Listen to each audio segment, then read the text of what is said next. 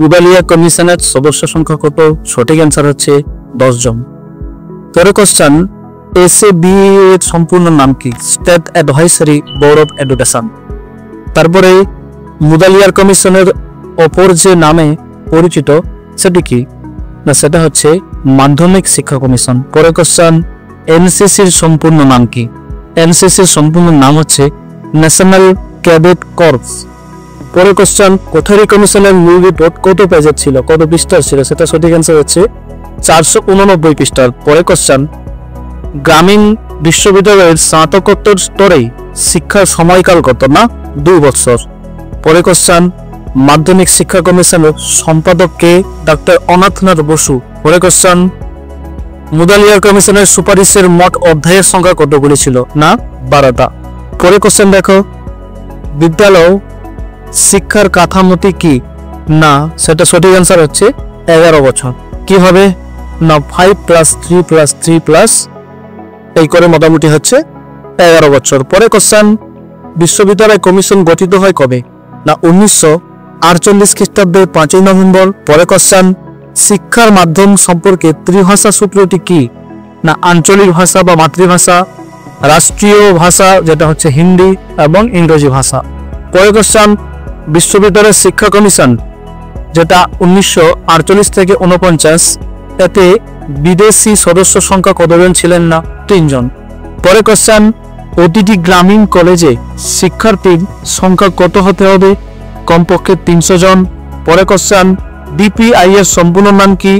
না director of public instruction. পরে question, গ্রামীণ উচ্চশিক্ষা জাতীয় পরিষদ যেটা national council for rural higher education, এটা গঠিত হয় কবে?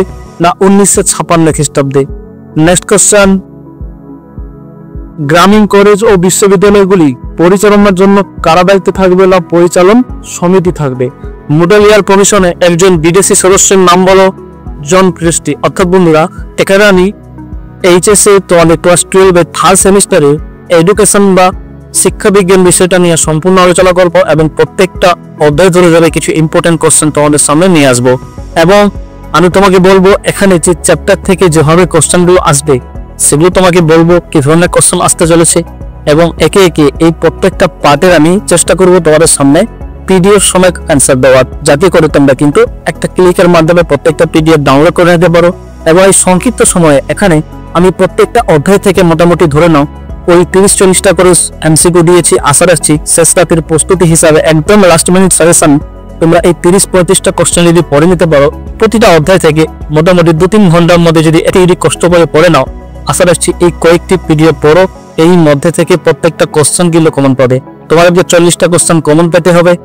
এবং আমি এখানে যে পিডিএফটা দিয়েছি আমি আশা রাখছি, আমি দৃঢ় নিশ্চিত যে অবশ্যই তোমরা যদি এই আমার পিডিএফটা পড়ে নিতে পারো, এই বাইরে আশা রাখছি কোশ্চেন হবে না। তোমরা অবশ্যই অনেকে অনেক ভিডিও দেখে কিন্তু এখানে এসেছো বা সার্চ করে এসেছো, একটা ভিডিওর মাধ্যমে আমি চেষ্টা করেছি প্রত্যেকটা অধ্যায় ধরে প্রতিটা অধ্যায়ের পিডিএফ দেওয়ার, যাতে করে তোমরা একটা ভিডিও থেকে সেই পিডিএফটা ফ্রি অফ কস্টে একদম ডাউনলোড করে নিতে পারো এবং এক ক্লিকের মাধ্যমে তোমরা ডাউনলোড করে তোমাদের মোবাইল থেকে পড়তে পারো কিংবা পিডিএফটা তোমরা বের করে নিয়েও পড়তে পারো। তো যাই হোক, আমি একে একে তোমাদের সামনে কিন্তু প্রত্যেকটা পার্ট নিয়ে আসছি, তাই সম্পূর্ণ ভিডিওটা দেখার অনুরোধ থাকি। তোমাদের যে প্রথম অধ্যায়টা রয়েছে সেটা হচ্ছে স্বাধীন ভারতের শিক্ষা কমিশন। এরপরে যে দ্বিতীয় অধ্যায় সেটা কি রয়েছে? না জাতীয় শিক্ষা নীতি 1986 এবং 2020 যেটা এই অধ্যায়টা রয়েছে। এই অধ্যায় থেকে তোমরা যে ভালো ভালো কোশ্চেন গুলো পাবে সেগুলো একটু বড় কিছু দেখে নাও। এমসিকিউ এর সম্পূর্ণ নাম কি? সেটা হচ্ছে মাল্টিপল চয়েস কোশ্চেন, তাহলে সবাই জানো। অঙ্গনওয়াড়ি শিক্ষাকাল কত বছর? না 3 বছর। পরে কোশ্চেন, আইআইটিআই এর সম্পূর্ণ নাম কি? না Indian institute of translation and interpretation. অবশ্যই তোমরা জানো। এআই এর সম্পূর্ণ নাম কি, যেটা বর্তমান বাজারে চলছে? আর্টিফিশিয়াল ইন্টেলিজেন্স, তোমরা তো এগুলো জানো। এছাড়া 1986 খ্রিস্টাব্দের জাতীয় শিক্ষানীতির 3য় অংশে উল্লেখ করা হয়েছে কি? না জাতীয় ব্যবস্থার শিক্ষা। পরে কোশ্চেন, নবোদয় বিদ্যালয়ের অপর নাম কি? না টেস্ট সেটিং স্কুল। কি বললাম? Test setting school. পরে কোশ্চেন, পিওর এর সম্পূর্ণ নামটা কি? না প্রোগ্রাম অফ অ্যাকশন। পরে কোশ্চেন, 1986 খ্রিস্টাব্দের জাতীয় শিক্ষানীতিতে কয়টি অংশ ছিল? না 12টি অংশ ছিল। পরে কোশ্চেনটা দেখো, এআইসিটি এর সম্পূর্ণ নাম কি? All India council of technical education. অর্থাৎ বন্ধুরা এই কয়েকটি তোমাকে হাইলাইটেড আর 10টা কোশ্চেন বলেছি, আশা রাখছি এর মধ্যে থেকে কম পাবে। তাছাড়াও আমাদের পিডিএফে দেওয়া আছে, দ্বিতীয় অধ্যায় থেকে পুরো পিডিএফটা ডাউনলোড করো, সম্পূর্ণ সেই কয়েকটি কোশ্চেন পড়ো, আশা রাখছি এর বাইরে আর আসছে না। এরপরে তৃতীয় অধ্যায় যেটা রয়েছে সেটা কি না অনুন্নত শ্রেণীর শিক্ষা সমস্যা। এই তৃতীয় অধ্যায়টা তোমাদেরকে একটু গুরুত্ব দিয়ে পড়তে হবে, এখান থেকে ভালো মার্কস রয়েছে। এবং এখানে আমি তোমাদের জন্য কি করেছি না কিছু ইম্পর্টেন্ট কোশ্চেন সেগুলো আমি বলে দিই, তারপরে পিডিএফটাও দেওয়া আছে, সেটা তোমরা পড়ে নেবে। ভারতের কোন রাজ্যে তফসিলি উপজাতি সম্প্রদায়ভুক্ত জনগোষ্ঠীর বসবাস বেশি? সেটা হচ্ছে মিজোরামে। পরে কোশ্চেন, ইংরেজি শব্দ কাস্ট কথাটি এসেছে কোন শব্দ থেকে? সেটা হচ্ছে না কাস্টা থেকে। পরে কোশ্চেন, ভারতে 1950 সালে যেটা তফসিলি জাতির সংখ্যা কত ছিল? না 1109টি। এরপরে কোশ্চেন দেখো, কার সভাপতিত্বে তফসিলি জাতি তফসিলি উপজাতিদের শিক্ষার জন্য কমিটি গঠিত হয়েছিল? না ইউএন থেবরের নেতৃত্বে। পরে কোশ্চেন দেখো, ভারতের প্রাচীনতম উপজাতিটির নাম বলো? সেটা হচ্ছে সাঁওতাল। পরে কোশ্চেন দেখো, বর্তমান ভারতে নারী সাক্ষরতার হার কত? না 70.3%। পরে কোশ্চেন দেখো, ইউএন এর সম্পূর্ণ নাম কি? United nations organisation. তবে এগুলো জানা অবশ্যই। ওবিসি সম্পূর্ণ নাম কি? Other backward classes. পরে কোশ্চেনটা দেখো, মন্ডল কমিশনের মতে ওবিসিদের প্রকৃত অবস্থা অনেকটা কেমন প্রকৃতি হবে?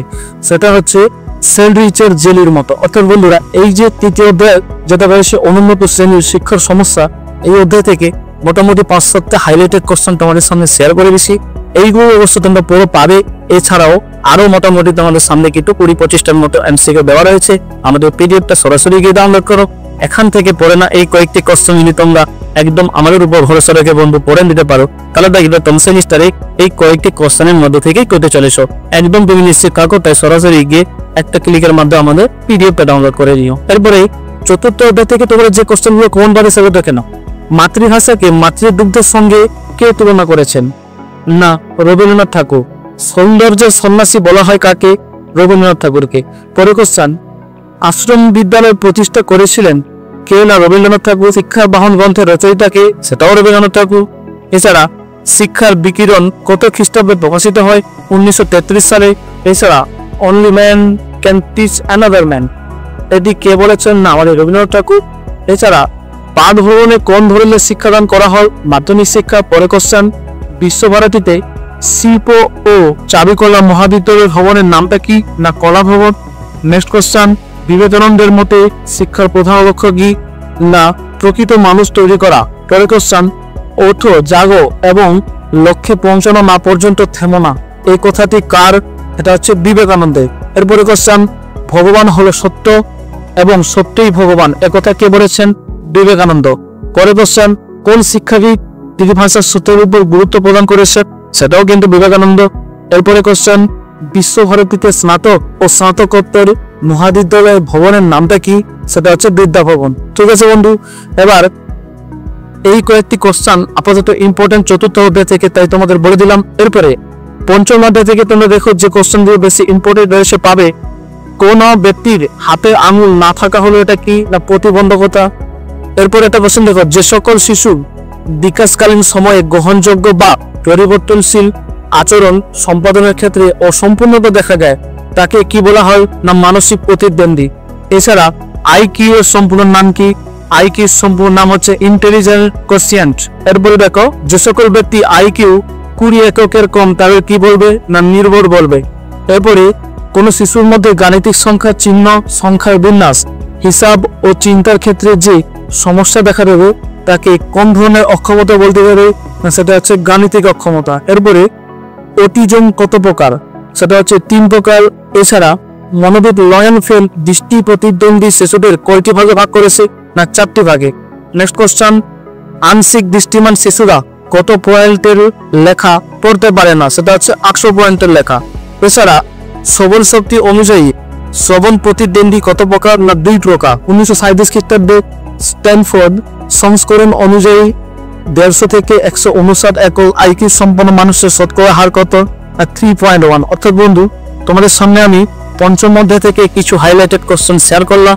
আশা করছি এই কয়েকটি কোশ্চেনের মধ্যে থেকে তোমরা পেয়ে যাবে অনেকগুলো। এছাড়াও পঞ্চম অধ্যায় থেকে যারা বেশি কোশ্চেন পড়তে চাইছো, অর্থাৎ 25-30টার মতো সব কোশ্চেন পড়তে চাইছো এবং এরই মধ্যে প্রত্যেকটা কমন পাবে আমাদের দেওয়া পিডিএফ থেকে, তাহলে তোমরা অবশ্যই ডেসক্রিপশন থেকে পিডিএফটা ডাউনলোড করো। অর্থাৎ বন্ধুরা এই কয়েকটি কোশ্চেন তো ধরো হাইলাইটেড কোশ্চেন, এছাড়াও আরো অসংখ্য কোশ্চেন তোমাদের কিন্তু পিডিএফ এ দেওয়া আছে। আমি আশা রাখছি তোমরা সরাসরি গিয়ে আমাদের ডেসক্রিপশন বক্স থেকে আগে পিডিএফটা ডাউনলোড করবে। পিডিএফটা যদি তোমরা সরাসরি ডাউনলোড করে নিতে পারো তাহলে আশা রাখছি এই একটা ভিডিও তোমাদের জন্য যথেষ্ট।